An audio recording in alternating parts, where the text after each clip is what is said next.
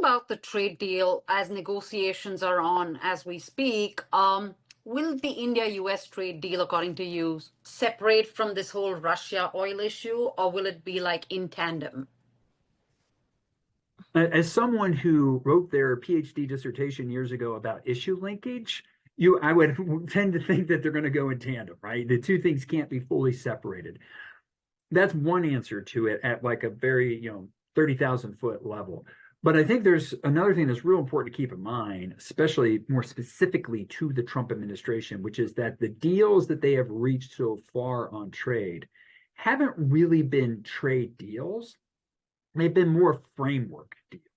And what we mean by framework deals is they're like, well, we have an agreement on the issues that we're going to eventually have some provisions for and discussions on and adjustments to. And so many of these have been more of these framework deals that then are, kind of just, one way to say it is kick the can down the road in terms of, all right, well, later on, we'll still deal with this.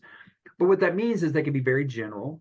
And I could see that absolutely being the case. It allows the Trump administration to say, look, we reached a deal. This is going to be great for Americans. And then people start going, yeah, but like, are you going to reduce the tariffs? Have you reduced the tariffs? Or, what did you actually get out of doing this? Because it seems like everything's still the same. So I wouldn't be shocked if after all the dust settles with these negotiations, that at the end, it's going to be like, okay, there's a new deal. It allows Trump to claim there's a deal. But fundamentally, it just caused a lot of like consternation or not really much of an outcome in terms of actually changing anything.